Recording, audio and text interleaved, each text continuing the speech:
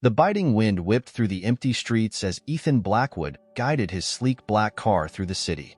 Snow clung to the sidewalks in uneven mounds, glittering faintly under the orange glow of the streetlights. It was well past midnight, and he cursed his decision to take the less-traveled road back to his estate. But traffic had been unbearable earlier, and all he wanted was to be home, where the silence of his sprawling mansion awaited. As he approached a narrow intersection, his headlights swept over a figure huddled in a corner. At first, he thought it was a bundle of discarded clothing. Then it moved, a slight, almost imperceptible shiver that made him slow the car to a crawl. He rolled down the window, the frigid air slapping his face, and strained to get a better look. It was a girl, young, frail, her arms wrapped tightly around herself as though trying to shield her body from the cold. Her clothes were little more than rags, and her hair hung in damp, tangled strands around her pale face. Ethan frowned. It wasn't his concern. He told himself that as he tapped the gas, inching forward. But then he stopped. Something about her, something in the way she didn't even look up, didn't even beg, pricked at him. Ethan sighed and reversed the car until he was alongside her. "Hey," he called out. His voice was gruffer than he intended, and the girl flinched but didn't respond. He tried again, this time softer. "Are you okay?" The girl finally looked up, her eyes wide and wary. They were striking eyes, dark and guarded, like a storm brewing on a distant horizon. Ethan felt his chest tighten, though he didn't understand why. "I'm fine," she muttered, her voice barely audible over the wind. "Fine." He raised an eyebrow. "You're sitting in the snow, shivering. That doesn't look fine to me." She shrugged, her thin shoulders trembling under the weight of the cold. Ethan hesitated. He wasn't a man prone to sentimentality. Charity, to him, was something done through foundations and checks, not personal acts. But as he stared at the girl, something inside him shifted, a memory he couldn't quite place stirring in the back of his mind. "Look," he said, his tone more abrupt now, "you'll freeze out here. Get in the car. I'll take you somewhere warm." The girl shook her head, inching back against the wall as though expecting him to force her. "No, I don't know you." Ethan groaned inwardly. She had a point. "I'm not going to hurt you. You can trust me." He reached into his pocket and pulled out his wallet, flipping it open to show her his ID. "See? My name's Ethan Blackwood. I'm just trying to help." Her gaze flicked to the ID and back to his face, doubt etched in every line of her expression. But then another gust of icy wind whipped through the alley, and she shuddered violently. Finally, with visible reluctance, she nodded. Ethan opened the passenger door and watched as she climbed in, moving slowly as though her body had forgotten how to function properly. She didn't buckle her seatbelt, just huddled against the door, her arms still clutching her torso. Ethan turned up the heat and handed her a blanket he kept in the back seat for emergencies. "What's your name?" he asked as he pulled back onto the road. She hesitated, then murmured, "Clara." "Well, Clara, you're lucky I found you. You would have frozen to death out there." She didn't respond, her eyes fixed on the dashboard as though it held the answers to her life. Ethan stole glances at her as he drove, trying to make sense of the sudden urge to help her. She was just a girl, a stranger he had no reason to care about. Yet the thought of leaving her out in the cold felt wrong. The rest of the drive passed in silence. When they reached his estate, Clara's eyes widened at the sight of the towering gates and the long, winding driveway. The mansion loomed ahead, its grand facade illuminated by soft outdoor lighting. She didn't say a word as Ethan guided her inside, her footsteps hesitant on the polished marble floor. "You can stay here tonight," he said, leading her to a guest room. "There's a bathroom if you need it. I'll have some food brought up." Clara paused in the doorway, looking at him with a mixture of suspicion and something else. Gratitude, maybe? But she said nothing, simply nodding before slipping into the room. Ethan lingered for a moment, staring at the closed door. Something about her unsettled him, though he couldn't put his finger on it. Shaking his head, he turned away. It was just one night. By morning, she'd be gone, and his life would return to its usual, controlled monotony. Or so he thought. The morning sunlight filtered through the large windows of the mansion, casting a golden glow over the pristine hallways. Ethan Blackwood had been up for hours, his usual routine of early coffee and checking the stock market already completed. Yet, his thoughts were elsewhere. They kept drifting back to the girl he'd found huddled in the cold last night. Clara. He hadn't expected her to have such a presence in his mind, but there she was, lingering like an unfinished conversation. He told himself it was because he wasn't used to having anyone around, let alone a stray teenager who seemed to carry the weight of the world on her narrow shoulders. Deciding he'd check on her before leaving for his office downtown, Ethan made his way to the guest wing. The door to Clara's room was slightly ajar. He knocked gently and, hearing no response, peeked inside. She wasn't in bed. The room, though barely touched, bore signs of her presence. A damp towel draped over the bathroom counter, the blanket he'd left her folded neatly at the edge of the bed. His chest tightened with an odd mixture of relief and unease. As he turned to leave, a flicker of movement caught his eye. Down the hall, Clara stood in front of the library door, her frame almost swallowed by the oversized sweater she'd been given. Her hands rested on the doorknob, hesitating. Ethan approached quietly, his voice low so as not to startle her. "You can go in if you'd like." Clara jumped slightly and turned to face him, her guarded expression quickly slipping back into place. "I didn't want to mess anything up," she mumbled. "It's just books," Ethan said with a small shrug. "They're there to be read." Clara's gaze lingered on the door for a moment before she pushed it open.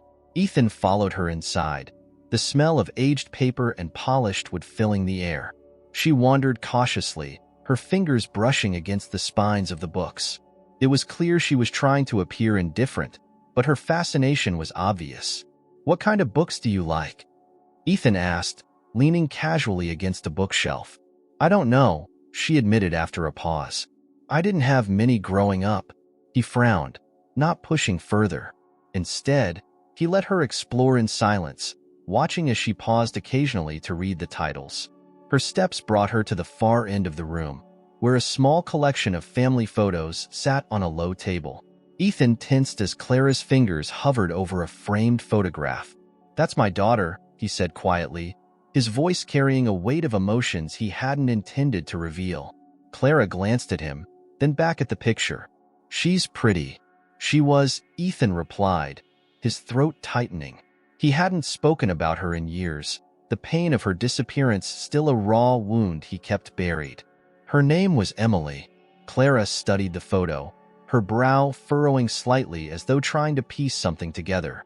Then her gaze shifted to another frame, a portrait of a younger Emily, this time wearing a delicate silver medal around her neck. Ethan saw her eyes widen slightly before she looked away.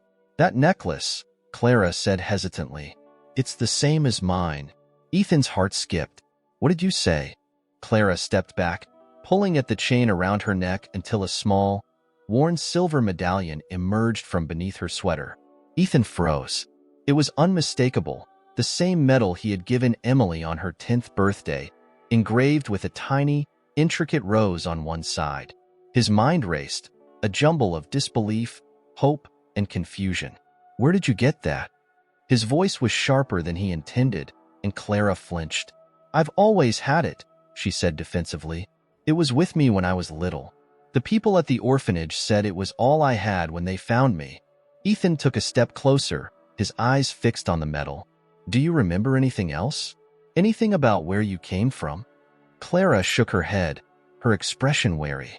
"No, just bits and pieces. It's all blurry." For a moment, Ethan was silent, his mind spinning with possibilities. He wanted to believe it, to believe that Clara's presence here wasn't just coincidence. But the rational part of him urged caution. There were too many unanswered questions, too many unknowns. "I need to make a call," he said finally, his voice tight. "Wait here." Clara frowned, crossing her arms over her chest. "Why? What's going on?" "I just need to check something." He hesitated, then softened his tone. "Please, trust me." Without waiting for her response, he left the library and headed to his study. His hands trembled slightly as he dialed the number of a private investigator he'd worked with in the past. He explained the situation briefly, his words clipped and urgent. The investigator assured him they'd start looking into Clara's background immediately. Ethan returned to the library to find Clara sitting in one of the armchairs, her posture stiff and her expression unreadable. She didn't look up as he entered, her fingers absently tracing the edges of the metal. "You're hiding something," she said quietly. Ethan stopped in his tracks. "I'm not." "Yes, you are," she interrupted, her voice rising slightly. "You're acting like you know something about me, and it's freaking me out." Ethan sighed, running a hand through his hair. "I don't know anything for sure. That's why I need to find answers." "Answers to what?" she demanded. "Why do you even care?" The question hung in the air, heavy and accusatory. Ethan wanted to tell her the truth, but he wasn't ready. Not yet. Instead, he said, "Because no one should go through life not knowing where they come from." Clara's eyes softened, though her expression remained guarded. She leaned back in the chair, clutching the metal tightly. "I've never had anyone care about that before," she said after a long pause. Ethan felt a pang of guilt. He wasn't sure if he was doing the right thing, but he knew one thing for certain. He couldn't turn his back now, not when there was a chance, however slim, that Clara was connected to the daughter he'd lost so many years ago. The hours that followed were tense and heavy with unspoken questions. Clara remained in the library, her guarded expression rarely faltering, while Ethan retreated to his study, pacing restlessly as he awaited any word from the investigator. The metal had ignited a firestorm in his mind, and every logical part of him screamed for patience, for restraint. But the possibility was there, teasing him with its cruel hope. By mid-afternoon, his phone buzzed. Ethan snatched it up with shaking hands. "I've got preliminary results," the investigator said, his voice calm but cautious. "The orphanage records confirm a child matching Clara's description arrived there around the time your daughter disappeared. But the paper trail is thin. It looks like someone went out of their way to erase details. No birth certificate, no parent names, just a note that she was found in a park wrapped in a blanket." Ethan gripped the edge of his desk. "And the medallion? Unusual design, definitely custom. I'd bet it's a match for the one in the photographs you sent. I'll need more time to confirm with absolute certainty, but it's compelling, compelling." Ethan hung on the word like a lifeline. It wasn't definitive, but it was enough to push him further. He thanked the investigator and ended the call, his thoughts racing. There were too many gaps, too many unknowns. But for the first time in years, the pieces didn't feel impossible to fit together. Ethan returned to the library, where Clara had settled into a chair with a book. She glanced up as he entered, her dark eyes wary. "What was that about?" she asked, her tone sharp. He hesitated, considering how much to reveal. "I've started looking into your past," he said carefully. "That medal. It belonged to my daughter." Clara stared at him, her expression flickering between disbelief and suspicion. "Your daughter? What does that have to do with me?" "That's what I'm trying to figure out," Ethan replied. "There's a chance you're connected to her. Maybe," his voice faltered, "maybe you're her daughter." Clara froze, the book slipping from her hands to the floor. "What? No, that's not possible." "It might be," he insisted gently. "You said you don't know much about where you came from. If we dig deeper, we might find answers, for both of us." Clara shook her head, her arms wrapping around herself as though to shield against his words. "Why would you even think that? I'm just some random girl. I don't belong here." Ethan stepped closer, his voice softening. "You belong somewhere, Clara. And if there's even a chance you're part of my family, I have to know." Her gaze dropped to the metal, which she clutched tightly in her hands. For a long moment, the room was silent except for the faint crackle of the fire in the hearth. When she finally spoke, her voice was small. "I don't know if I want to know." Her words caught Ethan off guard. "Why not?" "Because," she hesitated, her fingers tightening around the chain. "What if it doesn't change anything? What if it just makes things worse?" Ethan crouched beside her chair, his tone earnest. "Finding the truth can be hard, but living without it, living with the questions, can be even harder. I've spent the last 20 years wondering what happened to my daughter, blaming myself for losing her. If there's a chance to get even a piece of her back, I have to take it." Clara looked at him, her eyes glistening with unshed tears. I've spent my whole life thinking no one cared about where I came from. I don't know how to trust that you do. You don't have to trust me yet, Ethan said quietly, but I'm not going anywhere. I promise you that. Her shoulders sagged, and for the first time, the walls she'd built around herself seemed to crack. Okay, she whispered. I'll try. Ethan nodded, relief washing over him. That's all I asked. The days that followed were a whirlwind of activity. The investigator uncovered more details, piecing together a fragmented story of Clara's early years. The blanket she'd been found with bore the faint initials EB, the same as Emily Blackwood. Hospital records showed a girl matching her description treated for minor injuries not long after Emily's disappearance, though the records had been filed under an alias. Each discovery felt like another layer of proof, and with every piece, Ethan's hope grew stronger. Clara, meanwhile, wrestled with conflicting emotions. She couldn't deny the growing evidence that tied her to Ethan's family, but the idea of belonging to someone, of having a history that mattered, felt foreign and frightening. She'd spent so long believing she was unworthy of love or connection that the possibility of it now felt almost like a trick. One evening, she wandered into the study where Ethan was poring over the latest findings. He looked up, surprised to see her. Everything okay? She hesitated, then nodded. I wanted to thank you for caring. Even if this doesn't turn out the way you hope. Ethan set the papers aside and gestured for her to sit. Clara, no matter what we find, you matter. Whether you're my granddaughter or not, you're not alone anymore. I need you to know that. Her lip quivered, and for the first time, she let herself believe him. She sat down, and the two of them talked late into the night. Not about investigations or evidence, but about memories, dreams, and fears. Slowly, cautiously, a bond began to form. When the final piece of proof arrived, a DNA test confirming the connection, Ethan was overwhelmed. Clara, however, struggled to process the truth. She wasn't just a nobody from the streets. She was Emily Blackwood's daughter. But what did that mean for her now? Could she truly step into this new identity, this new family, after everything she'd been through? As Ethan hugged her for the first time, both of them overcome with emotion, Clara realized that while the answers might not erase her pain, they gave her something she'd never had before, a place to start again. The following days were a strange mix of quiet and chaos. The DNA results left no doubt. Clara was Emily Blackwood's daughter, Ethan's granddaughter. Yet, the certainty brought with it a tide of emotions neither Ethan nor Clara were prepared to face. The revelations had unlocked years of buried grief for Ethan and stirred an uneasy hope in Clara that she was reluctant to trust.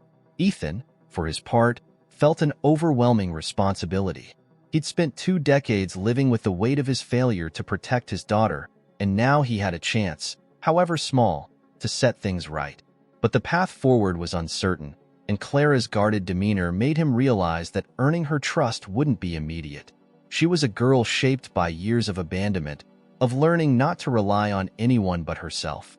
One morning, Ethan found Clara sitting alone in the garden, staring out at the frost-covered grounds. She was wrapped in one of the mansion's thick coats, her knees pulled up to her chest. She didn't look up as he approached, but he could tell she knew he was there. "It's beautiful out here," she said softly, her breath visible in the crisp air. Ethan nodded, sliding his hands into his pockets. Emily loved it too. She used to spend hours in the garden, especially in the winter. Said it made her feel peaceful. Clara glanced at him, her expression unreadable. Do you think she'd want me here?" The question caught Ethan off guard. He paused, choosing his words carefully. "I think she'd be overjoyed to know you're alive. She'd want to know everything about you. Your favorite things, your dreams. She'd want to be a part of your life." Clara looked away, her fingers fidgeting with the edges of her coat. "I don't even know who I am. How can I be part of something when I don't fit?" "You fit more than you realize," Ethan said. "You don't have to have all the answers right now. None of us do. But you're not alone anymore, Clara. That's what matters." For the first time, she allowed herself a small smile, though it was fleeting. "I'm not used to this. Someone sticking around." Ethan sat down on the bench beside her, careful to leave some space. I've made my share of mistakes, Clara, more than I care to admit. But I promise you this. I'm here for as long as you'll let me be. The quiet promise lingered between them, and for a moment, Clara seemed to relax. She didn't say anything else, but her silence wasn't as heavy as it had been before. It was a start. Later that day, Ethan received a call from his investigator. The man had uncovered new information, details about Emily's life after her disappearance. The discovery sent a ripple of shock through Ethan. His daughter had been alive for years after he lost her, living under a different name in a different state. But the trail ended abruptly 3 years ago, and the investigator suspected she had passed away. Ethan felt a mixture of grief and relief. Grief for the years he'd lost with her, for the hardships she must have endured. Relief that, even in her absence, she had left behind a piece of herself in Clara. But the mystery of her life, and her disappearance, remained unresolved, leaving Ethan with more questions than answers. When he shared the news with Clara, she took it quietly, her face betraying little emotion. But later that evening, Ethan heard muffled sobs coming from her room. He didn't intrude, though it pained him to leave her alone in her grief. He knew this wasn't a pain that could be eased with words. In the days that followed, Clara began to open up in small ways. She started asking questions about Emily, what she was like as a child, what her favorite memories were. Ethan, in turn, shared stories, each one painting a picture of the bright, spirited girl he remembered. Clara listened intently, clinging to these fragments of a mother she'd never known. One evening, as they sat in the library, Clara picked up the photograph of Emily wearing the silver medal. She studied it for a long time before speaking. "Do you think she ever tried to find me?" she asked, her voice barely above a whisper. Ethan's heart ached at the question. "I believe she did. She loved you, Clara. I'm sure of it." Clara nodded slowly, though her expression remained pensive. "It's weird. You know, for so long, I thought I didn't matter, that no one cared where I was or if I existed. And now you know you were loved," Ethan finished gently. "Even if life kept you apart, that love was always there." She looked at him then, her eyes glistening. "I want to believe that." "You can," Ethan said firmly. "You should." As their bond deepened, Ethan found himself imagining a future he hadn't dared to hope for. A future where Clara felt safe and loved, where the ghosts of the past no longer haunted them both. He started making changes to his estate, turning unused spaces into places Clara could make her own. He encouraged her to think about her dreams, her aspirations, though he never pushed too hard. He wanted her to know she had time to figure things out. But just as they began to find their footing, an unexpected complication arose. A man from Clara's past, a figure she had hoped to leave behind, resurfaced, threatening the fragile stability they had built. Ethan was immediately protective, but Clara insisted on confronting the situation herself, determined to prove that she wasn't the scared, helpless girl she had been before. The confrontation was tense, but it marked a turning point for Clara. Standing up to her past allowed her to see how far she had come, how much strength she had gained. It wasn't the end of her struggles, but it was a step forward, a step toward believing she deserved the life she was beginning to build with Ethan. As they sat together that night, watching the fire crackle in the hearth, Clara turned to Ethan with a quiet determination. "Thank you," she said, "for not giving up on me." Ethan reached out, resting a hand on her shoulder. "We're family, Clara. That's what family does." For the first time, Clara allowed herself to believe it. The mansion was quiet that evening, save for the soft ticking of the grandfather clock in the hall. Clara sat cross-legged on the plush rug in the library, a notebook in front of her. She hadn't written anything yet. The blank pages stared back at her, as if challenging her to put her thoughts into words. Across the room, Ethan sat in his leather armchair, pretending to read but occasionally glancing over at her. "Do you ever write things down?" Clara asked suddenly, breaking the silence. Ethan looked up, surprised by the question. "Not often. I suppose I've always been more of a numbers person." Clara traced the edge of the notebook with her finger. "I used to write a little, when I was younger. Just silly stuff. Stories I'd make up about places I'd never been." "That doesn't sound silly to me," Ethan said. setting his book aside. What kinds of stories? Clara shrugged, her expression distant. Mostly about finding a home, a place where I belonged. Somewhere I didn't have to keep running. Ethan's chest tightened at her words. You're not running anymore, he said softly. You've found that place now. She didn't respond right away, but the faintest smile tugged at her lips. Maybe, she said after a moment, her voice barely above a whisper. I'm starting to think it's possible. They fell into a comfortable silence again, the kind that no longer felt heavy or awkward. Clara returned her focus to the notebook, and Ethan watched her for a moment longer before picking up his book again. He didn't read a single word, though. His thoughts were too tangled, a mix of gratitude for how far they'd come and worry for what lay ahead. The next morning brought an unexpected visitor. Ethan had just finished breakfast when his housekeeper informed him that a man was at the gate, demanding to speak with him. His gut tightened at the description. Rough-looking individual with a confrontational air. Ethan's first thought was Clara. He had no doubt this was connected to her past. He instructed the housekeeper to keep the man at the gate and went to find Clara. She was in the kitchen, nibbling on a piece of toast and flipping through a magazine. The moment she saw Ethan's expression, her face fell. What's wrong? She asked. There's someone at the gate, Ethan said carefully. A man. He seems agitated. Do you know who it might be? Clara's hands froze mid-motion, the toast slipping from her fingers onto the plate. Her face drained of color. It's him, she said in a low, shaky voice. It has to be. Who is he? Ethan asked, his tone gentle but firm. Clara hesitated, her breathing shallow. His name's Travis. He's someone I knew on the streets. I owe him money. A lot of money. Ethan's jaw tightened.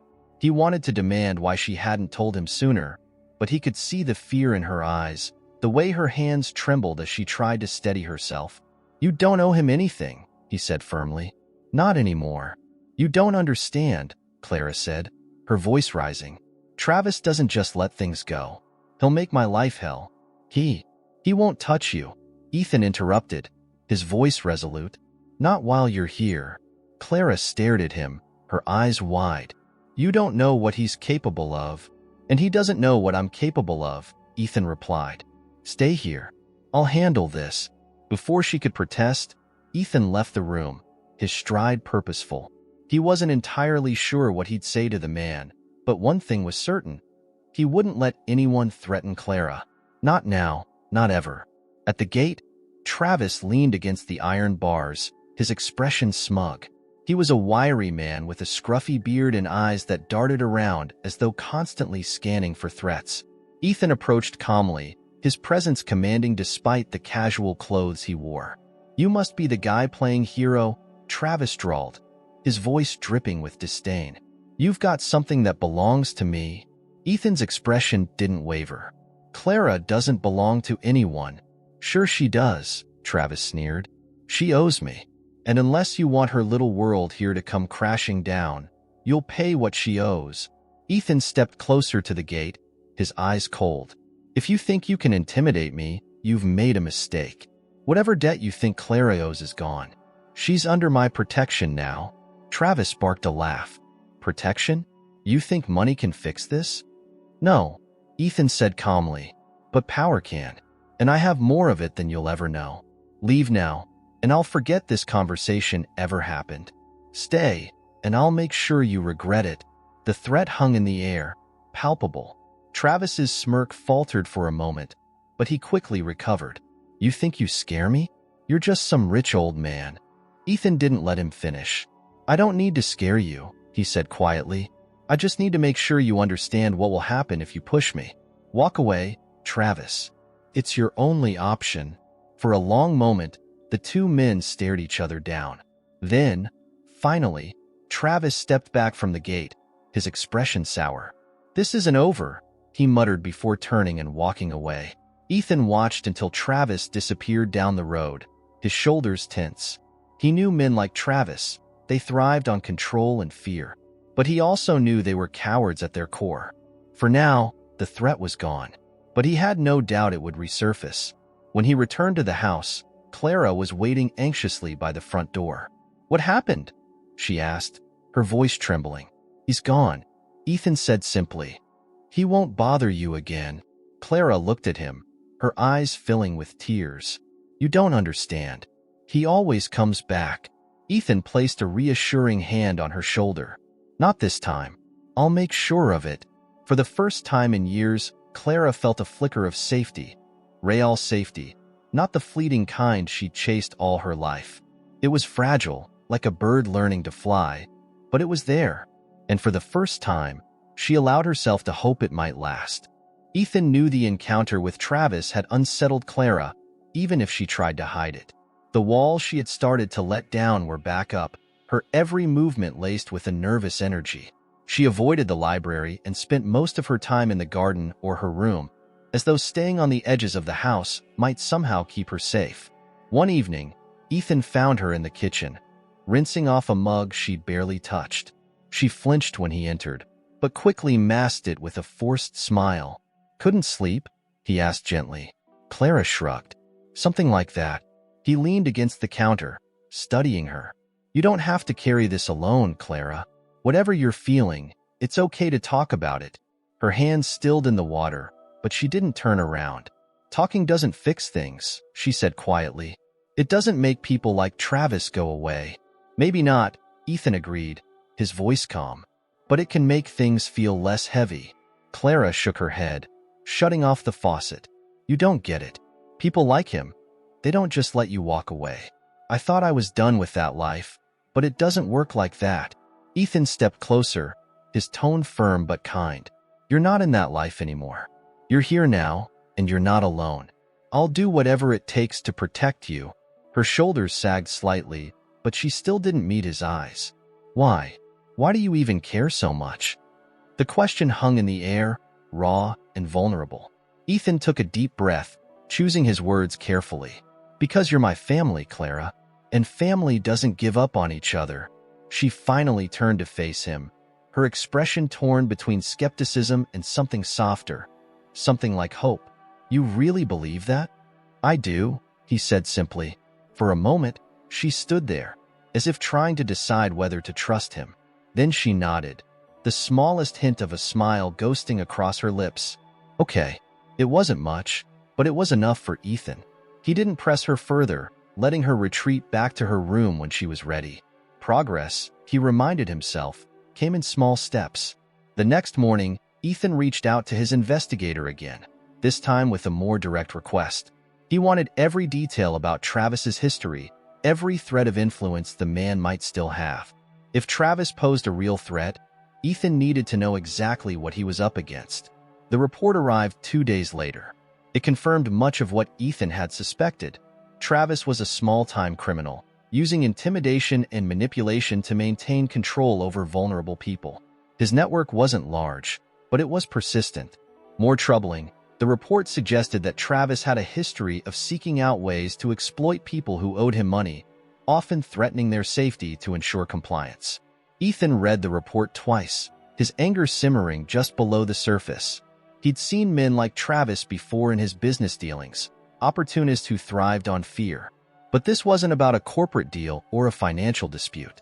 This was personal, and Ethan wasn't going to let Clara's future be dictated by someone like Travis. He called his legal team next, explaining the situation in broad strokes. They assured him they could help establish protections for Clara, including restraining orders and measures to secure the estate. But Ethan knew paperwork alone wouldn't keep Travis at bay. He needed to send a message, one that would ensure Travis understood the consequences of pushing any further. Later that week, Ethan met with one of his most trusted security advisors, a man named Marcus who had worked with him for years. Marcus was a calm, imposing figure with a talent for resolving problems before they escalated. I need this handled, Ethan said, sliding the investigator's report across the desk. Quietly but effectively, Marcus scanned the document, his expression unreadable. I'll take care of it, he said finally. Travis won't come near her again. Ethan nodded, relief mingling with the tension that had taken residence in his chest since the confrontation at the gate. Thank you. While Marcus worked behind the scenes, Ethan focused on rebuilding the sense of safety Clara had begun to lose. He encouraged her to spend more time in the house, even suggesting they tackle small projects together. When she mentioned an interest in art, he surprised her with a set of sketchbooks and pencils. At first, she was hesitant to accept, but over time, she began to use them, her drawings tentative but expressive. One evening, as Ethan was finishing up some paperwork in his study, Clara appeared in the doorway. She held a sketchbook in her hands, her posture shy but determined. "I wanted to show you something," she said. Ethan set his pen down and gestured for her to come in. She hesitated before crossing the room and handing him the sketchbook. He opened it to a page where she had drawn a scene from the garden, a delicate rendering of the frost-covered roses she often admired. "This is beautiful," he said, genuinely impressed. "You have real talent." Clara shifted nervously.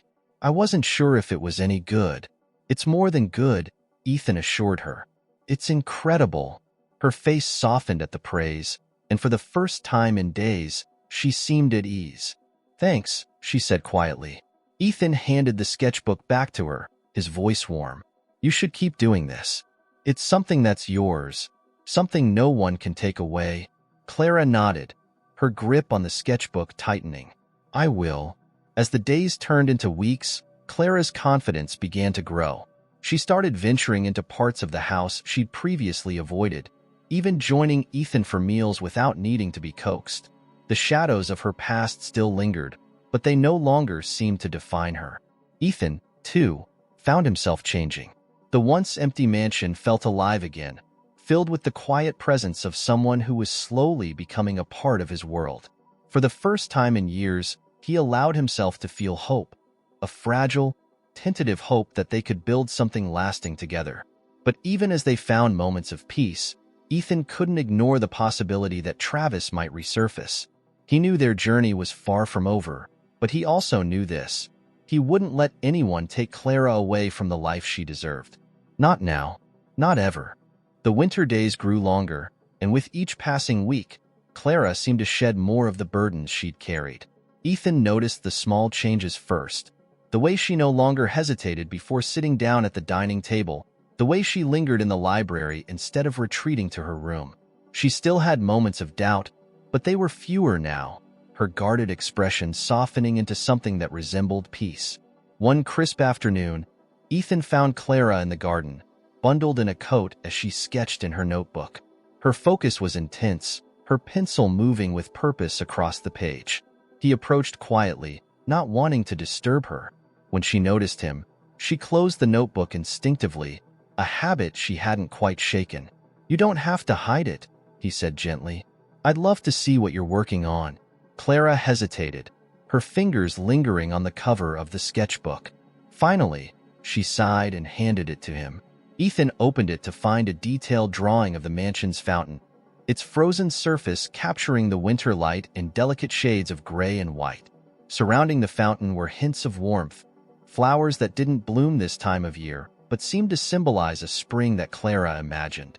"This is incredible," he said, genuine admiration in his voice. "You have a gift, Clara."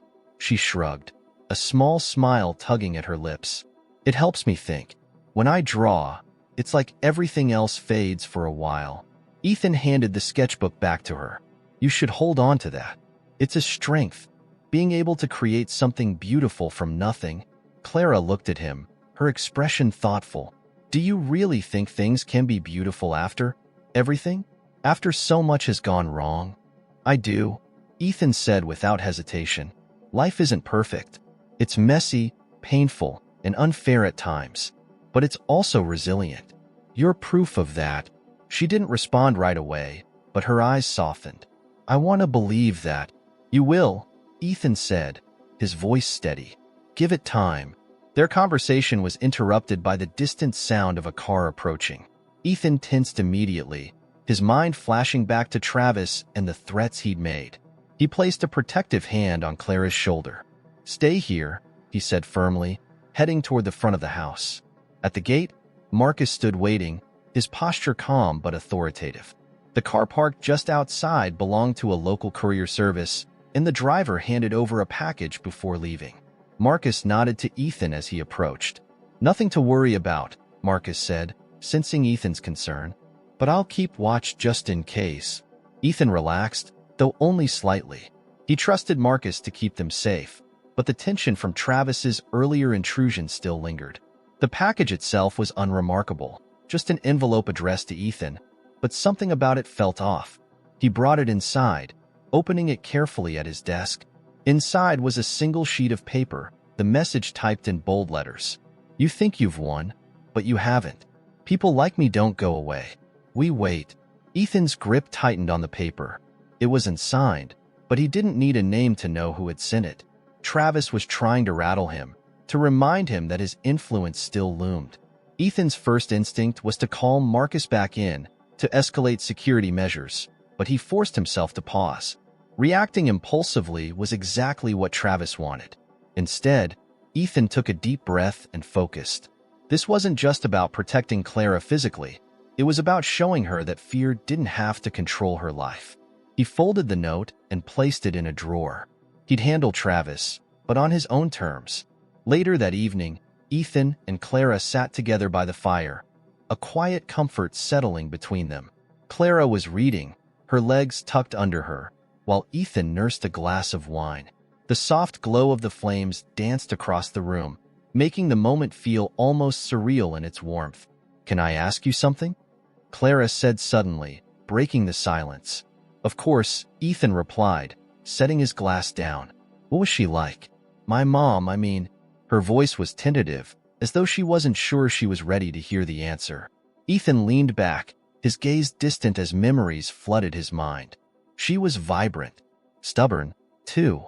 Once she set her mind on something, there was no stopping her. But she was kind, always thinking about others. She had this laugh that could fill a room. It was impossible not to smile when you heard it. Clara smiled faintly. "I wish I could remember her."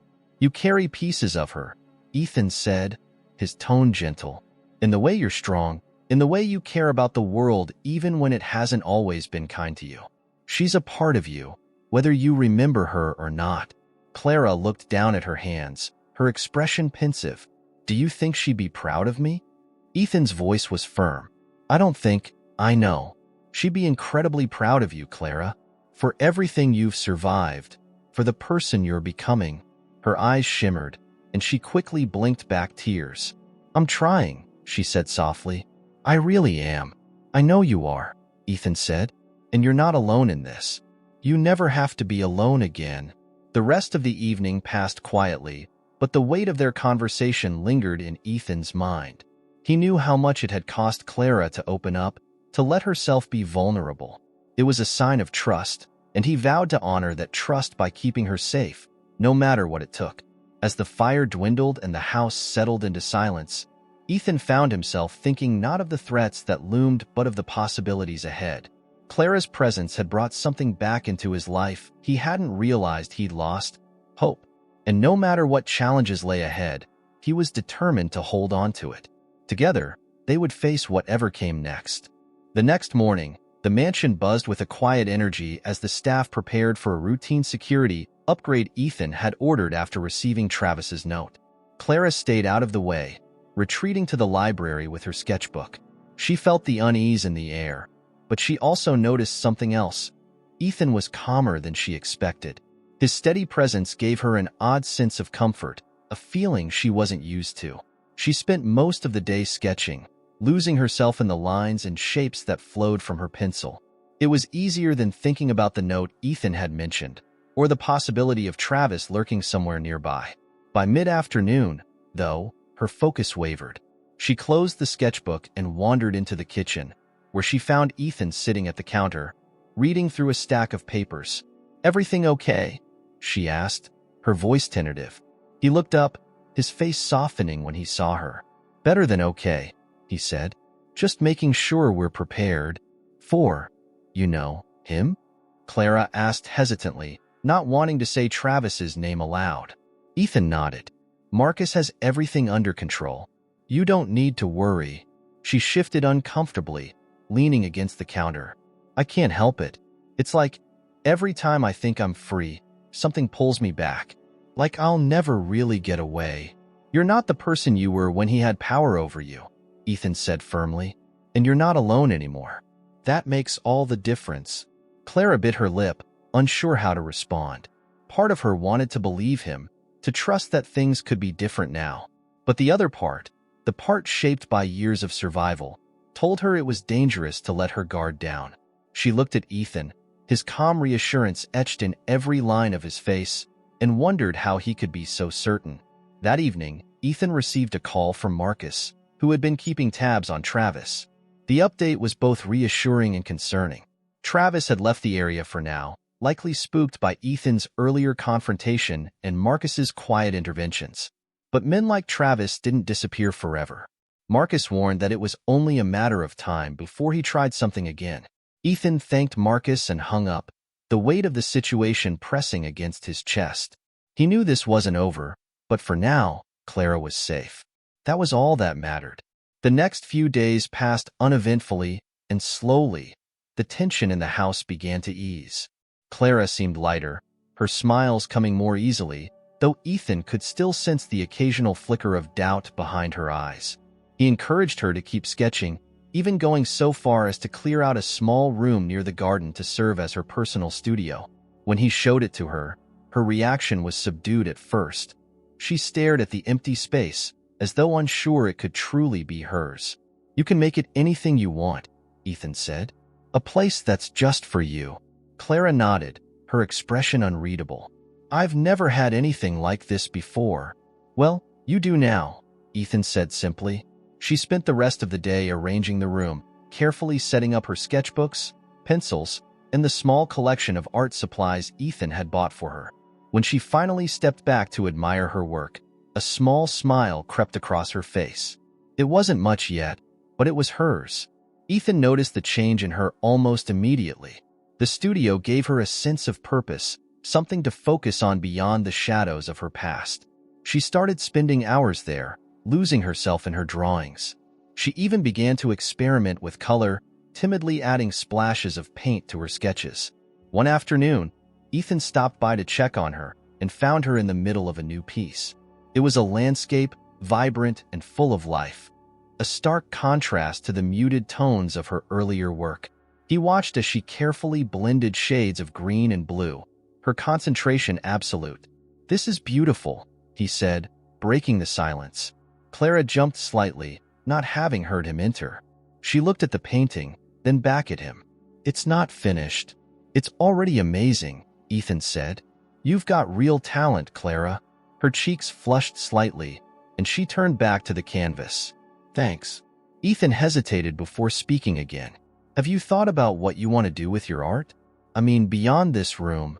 Clara shrugged, her brush pausing mid-stroke. "I don't know. I never thought I'd get to do anything with it." "Well, maybe it's time to start thinking about it," Ethan said. "You've got something special here. It could be more than just a hobby." Clara didn't respond right away, but the idea lingered in her mind. She'd never allowed herself to imagine a future like that, a future where her art could mean something, where it could be a part of who she was. It felt overwhelming, but also exciting. As the days turned into weeks, Clara began to embrace the possibilities Ethan had encouraged her to consider. She researched art schools and local galleries, though she didn't tell Ethan yet. It felt too fragile, too new, to share. But for the first time in her life, she allowed herself to hope for something more.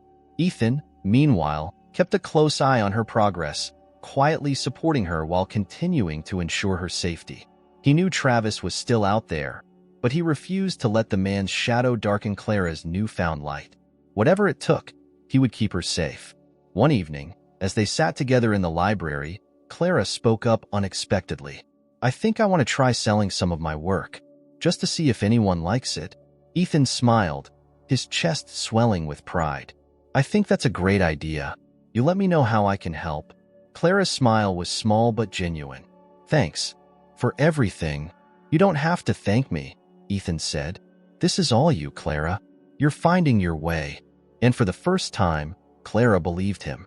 The days grew longer, the chill of winter gradually giving way to the first hints of spring. Clara's small studio had become her sanctuary, the once empty space now vibrant with sketches, paintings, and an array of colors that reflected her slowly emerging confidence. Ethan noticed how she moved differently now, more purposefully, Her head held a little higher. It wasn't a complete transformation. There were still moments when her past weighed heavily on her. But those moments were fewer, and the light in her eyes seemed to linger longer. One afternoon, Clara approached Ethan in his study, holding a small stack of her finished pieces. She hesitated at the doorway, her arms clutching the papers as though they might slip away if she didn't hold on tightly. "Do you have a minute?" she asked, her voice quiet but steady. Ethan looked up from his desk, immediately setting aside the documents he'd been reviewing. "Always. Come in." Clara stepped inside and laid the stack of artwork on the desk. "I've been thinking about what you said, about doing something with my art." Ethan smiled, a warm, encouraging expression that put her at ease. "And I want to try," she said, her words measured but firm. "I don't know if anyone will like them, but I'd like to see if they do. Maybe it could lead to something." Ethan flipped through the pieces, taking in the vivid landscapes, tender portraits, and abstract designs that seemed to pulse with emotion. "Clara, these are incredible. People aren't just going to like them. They're going to love them." Clara's cheeks flushed, but a small smile tugged at her lips. "You really think so?" "I don't think. I know," Ethan said. "Let's start small. We can look into local galleries or community events. It's a good way to get your work out there." Clara nodded, her excitement tempered by nervousness. "I don't even know where to begin." "That's where I come in," Ethan said. "We'll figure it out together." Over the next few weeks, Ethan and Clara worked to prepare her for her first showing. With Ethan's connections, they secured a spot at a small community art fair, a modest but promising start. Clara was hesitant at first, reluctant to put herself in the spotlight, but Ethan's steady encouragement bolstered her resolve. On the morning of the fair, Clara stood in front of the mirror in her room, studying her reflection. She'd chosen a simple outfit, a soft sweater and jeans, but her hands fidgeted with the hem as her nerves began to creep in. A knock at the door pulled her from her thoughts. "You ready?" Ethan asked, his tone light but supportive. Clara turned to him, her expression uncertain. "What if no one likes them?" Ethan stepped inside, his voice calm. "Then we learn from it and try again. But I don't think that's going to happen. Your work speaks to people, Clara. Trust me." She nodded, taking a deep breath. "Okay, let's do this." The fair was held in a local park, rows of tents and booths set up beneath the budding trees. The atmosphere buzzed with energy. Families wandering from booth to booth, children laughing as they chased each other, and the hum of conversation mingling with the soft strains of live music. Clara's booth was modest, but Ethan had made sure it was well prepared. Her paintings were displayed on easels, each one carefully arranged to draw the eye. As the hours passed, Clara's initial nerves began to ebb. People stopped to admire her work, their kind words and genuine interest giving her a confidence she hadn't felt before. Ethan stayed nearby, offering quiet encouragement when she needed it, but he made sure to let her take the lead. By midday, Clara had sold 3 pieces, an achievement that left her both shocked and elated. She was in the middle of explaining one of her abstract pieces to a young couple when she spotted a familiar face in the distance. Her heart sank as Travis approached, his eyes scanning the booths until they landed on her. Ethan noticed the shift in her demeanor immediately. He followed her gaze and saw Travis making his way toward them, his posture casual but his expression predatory. Ethan stepped forward, positioning himself between Travis and Clara. "This isn't the place for you," Ethan said, his tone low and firm. Travis smirked, his hands shoved in his pockets. "Relax, old man. I'm just here to browse." Ethan's voice hardened. "Leave. Now." For a moment, Travis seemed to consider his options, his gaze flicking between Ethan and Clara. Finally, he raised his hands in mock surrender. "Fine, I'm going." But this isn't over. As Travis turned and walked away, Clara released a breath she hadn't realized she was holding. Ethan turned back to her, his expression a mix of concern and reassurance. "Are you okay?" he asked. Clara nodded, though her hands trembled slightly. "Yeah, I hate that he can still get to me." "He can't," Ethan said firmly. "Not anymore. You've worked too hard to let him take this from you." Clara looked at him, her eyes glistening. Thanks for standing up for me. Ethan placed a comforting hand on her shoulder. You're stronger than you think, Clara. Don't let him make you doubt that. The rest of the day passed without incident, and by the time the fair ended, Clara had sold 5 pieces. The experience left her both exhausted and exhilarated, a new sense of possibility taking root in her mind. That evening, as they sat together in the living room, Clara looked at Ethan, her expression thoughtful. I think I'm ready, she said. Ethan raised an eyebrow. Ready for what? To start really living, she said, her voice steady. I've spent so much time surviving, just trying to get through the day. But now, I want more. I want to build something, to see what I can do. Ethan smiled, pride and admiration filling his chest. You've already started, Clara, and I'll be here every step of the way. For the first time, Clara felt the weight of her past begin to lift. She didn't know exactly what the future held, but for the first time, she believed it could be hers to shape. The following weeks unfolded like a new chapter in Clara's life, one she had never dared to imagine. The art fair had been a turning point, not just for her work, but for her confidence. Each step forward felt lighter, as though she were slowly shedding the weight of her past. She spent her days in her studio, experimenting with new techniques, and her nights often with Ethan, sharing stories or simply enjoying the quiet comfort of his presence. Ethan noticed the change in her. Clara smiled more now, even laughed occasionally, and her guarded demeanor was giving way to something softer. He couldn't help but feel proud, though he knew there were still shadows lingering at the edges of her happiness. Travis was one of them. Ethan had taken every precaution to ensure the man stayed away, but the memory of his threats lingered in the back of his mind. One morning, Clara came to the breakfast table with a piece of paper in hand, her expression a mix of excitement and nerves. Ethan looked up from his coffee, immediately sensing that she had something important to share. What's this? He asked as she handed it to him. It's an application, Clara said, for an art program.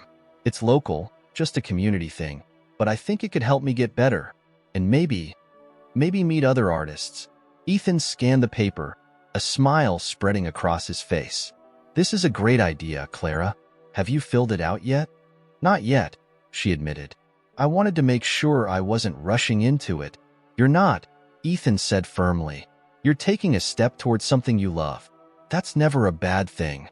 Her smile was small but genuine as she sat down across from him. Do you think they'll accept me? I think they'd be crazy not to, Ethan said. And if you need any recommendations, you know where to find me. Clara laughed softly, a sound that filled the room with warmth. Thanks, Ethan, for everything. You don't need to thank me, he said. This is all you. The days that followed were busy as Clara worked on her application, carefully selecting pieces to submit with it. Ethan offered guidance when she asked, but made sure to let her take the lead. He knew how important it was for her to feel ownership of this step. By the time she sent off the application, her nerves had settled into a quiet excitement, and Ethan couldn't help but admire her determination. One evening, as they sat by the fire, Ethan brought up a subject he had been hesitant to broach. Clara, he began, his tone cautious. I've been thinking about something. About your mom. Clara looked up from her sketchbook, her expression curious but calm. What about her? There's still so much we don't know about what happened to her, Ethan said. I was wondering if you'd want to look into it. Together. Clara's eyes softened, and she set the sketchbook aside. You think we could find out more? I do, Ethan said. I've already asked my investigator to keep digging, but I didn't want to push anything without talking to you first. Clara nodded slowly, her gaze thoughtful. I think I'd like that. I want to know more about her. About who she was. Ethan reached across the coffee table, placing a hand over hers. Then we'll do it, whatever it takes. The conversation reignited Ethan's determination to uncover the truth about Emily's disappearance. He worked closely with Marcus and his investigator, piecing together fragments of information that painted a clearer picture of the years Emily had spent away from them. The details were painful, stories of struggle and isolation, but they also revealed a fierce love for Clara, one that had driven Emily to protect her daughter at all costs. As the pieces fell into place, A picture emerged of a woman who had faced unimaginable challenges but had never given up on the hope of reuniting with her family. Clara listened to each discovery with a mix of emotions: grief for the mother she had lost, pride in her strength, and a deep yearning to honor her legacy. One day, while going through a box of items recovered from Emily's past, Clara found a letter addressed to her. The paper was worn, the handwriting delicate, but unmistakably her mother's. With trembling hands, Clara unfolded the letter and began to read. "My dearest Clara, if you're reading this, it means I couldn't be with you the way I wanted. But know this: you were my greatest joy, my reason for everything. I loved you more than words can say, and I never stopped fighting for you. Wherever life takes you, I hope you find happiness, love, and a place where you belong. And I hope you know how proud I am of you. Always." Tears streamed down Clara's face as she clutched the letter to her chest. Ethan sat beside her, his arm around her shoulders, offering silent comfort as she let the emotions wash over her. "I feel like I know her now," Clara said through her tears. "Like I finally understand how much she loved me." "She did," Ethan said softly, "and she'd be so proud of you." The letter became a turning point for Clara, solidifying her resolve to move forward. She continued her art, pouring her emotions into each piece, and began connecting with other artists through the program she had applied to. When her acceptance letter arrived, she ran to Ethan with tears of joy, and they celebrated together with a quiet dinner at home. By the time spring fully bloomed, Clara's life had transformed in ways she hadn't thought possible. She still carried the scars of her past, but they no longer defined her. She was building a future, one filled with art, purpose, and the unshakable bond she had formed with Ethan. On a warm evening, as they sat in the garden watching the sun set, Clara turned to Ethan, her expression thoughtful. "You know," she said, "for the longest time, I didn't think I deserved any of this. A home, a family, a second chance. And now?" Ethan asked, his voice steady. "Now I think maybe I do," she said. "Thanks to you." Ethan smiled, his heart full. "You've always deserved it, Clara. You just needed someone to remind you." As the last rays of sunlight bathed the garden in gold, Clara leaned back in her chair, a sense of peace settling over her. For the first time in her life, she felt truly at home, and she knew, deep down, that her story was just beginning.